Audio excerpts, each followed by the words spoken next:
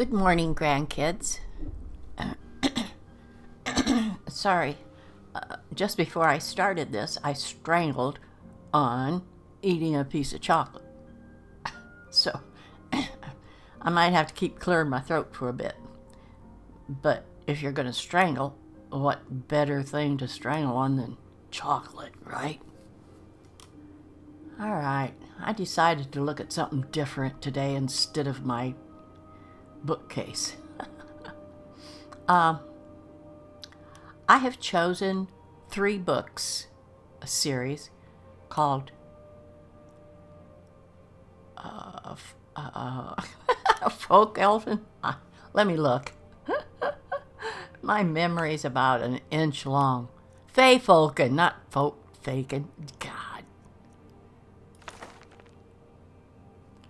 I hope you guys don't think I'm completely nuts. All right, here we go. Feyfolken, Book 1 by Wahin Yarth. Most of the books I read lately, it seems like it's by that person. Are they the legendary Skyrim scribe or something? The great sage was a tall, untidy man, bearded but bald. His library resembled him. All the books had been moved over the years to the bottom shelves, where they gathered in dusty conglomerations. I wonder why he would do that. I wonder why he'd pull them all out and move them down to the bottom. He used several of the books in his current lecture, explaining to his students Taksim and von Guldak how the Mages Guild had first been founded by Vanus Galerian. They had many questions about Galerian's beginnings in the Sigic Order and how the study of magic there differed from the Mages Guild. It was and is a very structured way of life, explained the great sage.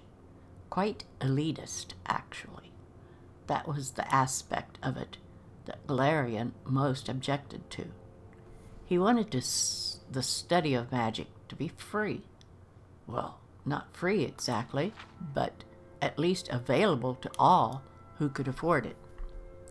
In doing that, he changed the course of life in Tamriel. He codified the praxis, whatever that is, and rituals used by all modern potion makers, item makers, and spell makers, didn't he, great sage? Asked von Guldak. That was only part of it. Magic. I can't read today, kids. Magic as we know it today comes from Vanus Galerian. He restructured the schools to be understandable by the masses. He invented the tools of alchemy and enchanting so everyone could concoct whatever they wanted, whatever their skills and purse would allow them to, without fears of magical backfire. Well, eventually he created that. What do you mean, great sage? Asked Taksim.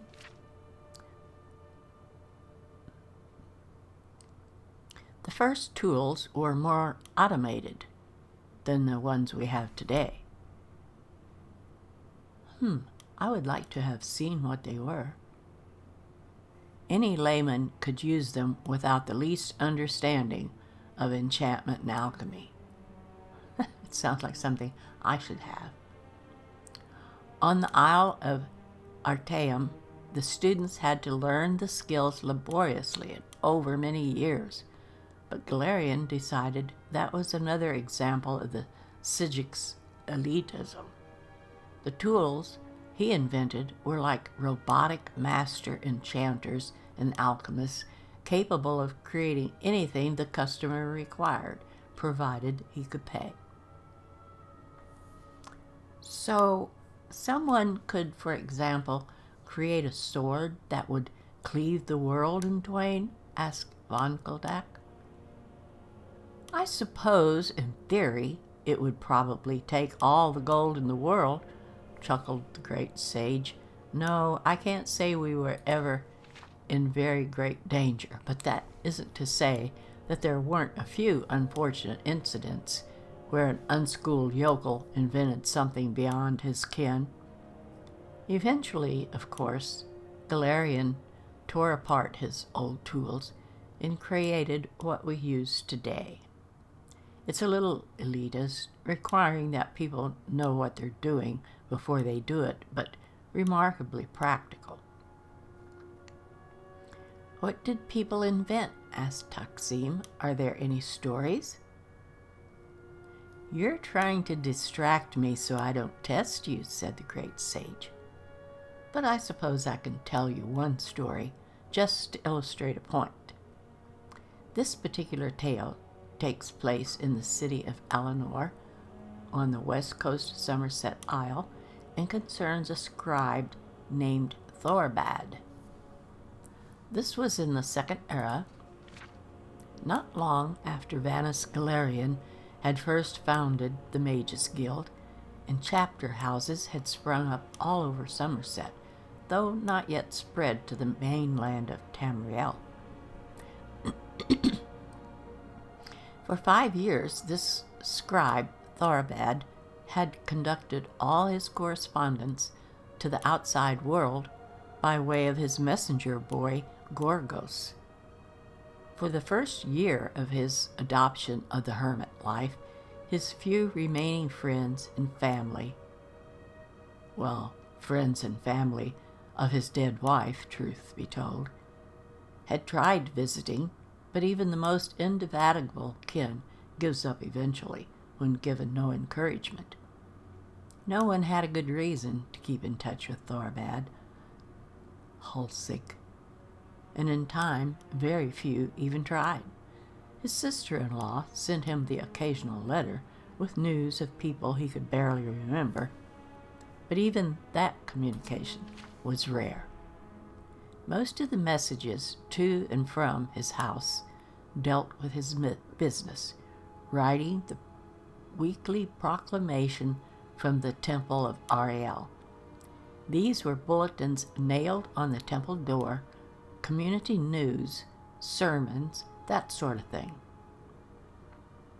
The first message Gorgos brought him that day was from his healer, reminding him of his appointment on Turdus. Thorbad took a while to write his response. Glum and affirmative. He had the crimson plague. Oh my God, what was that? Which he was being treated for at considerable expense. You have to remember that these were the days before the School of Restoration had become quite so specialized. It was a dreadful disease and had taken away his voice box. That was why he only communicated by script. The next message was from Alfiers, the secretary at the church, as curt and noxious as ever. Thorbad, attached is Sundus's sermon, next week's events calendar, and the obituaries. Try to liven them up a little. I wasn't happy with your last attempt. Thorbad had taken the job putting together the bulletin before Alfiers joined the temple, so his only mental image of her was purely theoretical and had evolved over time. At first he thought of Alfiers as an ugly, fat Slotus covered with warts. More recently, she had mutated into a rail-thin spinster Orcus. Of course, it was possible his clairvoyance was accurate and she had just lost weight. Whatever Alfiers looked like, her attitude towards Thorbad was clear. Unwavering disdain. She hated his sense of humor, always found the most minor of misspellings, and considered his structure and calligraphy the worst kind of amateur work. Luckily, working for a temple was the next most secure job to working for the good king of Alinor. It didn't bring in very much money, but his expenses were minimal. The truth was, he didn't need to do it anymore. He had quite a fortune stashed away, but he didn't have anything else to occupy his days. And the truth was further that, having little else to occupy his time and thoughts, the bulletin was very important to him. Gorgos, having delivered all the messages, began to clean. And as he did so, he told Thorbad all the news in town. The boy always did so, and Thorbad seldom paid him any attention. But this time, he had an interesting report. The Mages Guild had come to Alinor. As Thorbad listened intently, Gorgos told him all about the guild, the remarkable Archmagister, and the incredible tools of alchemy and enchanting. Finally, when the lad had finished, Thorbad scribbled a quick note and handed it and a quill to Gorgos. The note read, "Have them enchant this quill." "It will be expensive," said Gorgos. Thorbad gave Gorgos a sizable chunk of the thousands of gold pieces that he had saved over the years and sent him out the door. Now, Thorbad decided, he would finally have the ability to impress Alfiers and bring glory to the Temple of Ariel. The way I've heard the story, Gorgos had thought about taking the gold and leaving Alinor, but he had come to care for poor old Thorbad. And even more, he hated Alfiers, who he had to see every day to get his messages for his master. It wasn't perhaps for the best of motivations, but Gorgos decided to go to the guild and get the quill enchanted. The Mages Guild was not then, especially not then, an elitist institution, as I have said, but when the messenger boy came in and asked to use the item maker, he was greeted with some suspicion. When he showed the bag of gold, the attitude melted and he was ushered into the room. Now, I haven't seen one of the enchanting tools of old, so you must use your imagination. There was a large prism for the item to be bound with magicka, assuredly, and an assortment of soul gems and globes of trapped energies. Other than that, I cannot be certain how it looked or how it worked.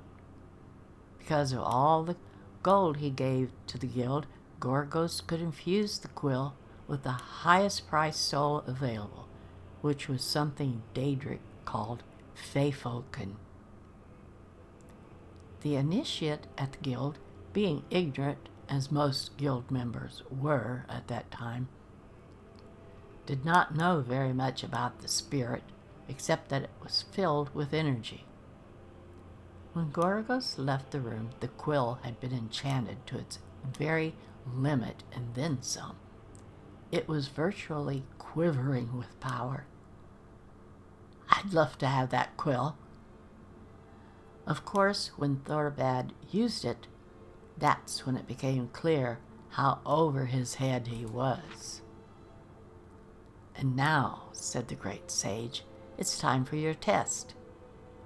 "But what happened? What were the quill's powers?" cried Taksim.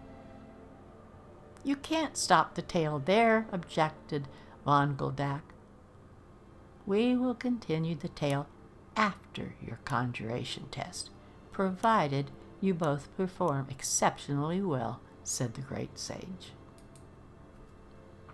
And so, grandkids, it leaves us on a cliffhanger, not knowing how he used this quill and what happened.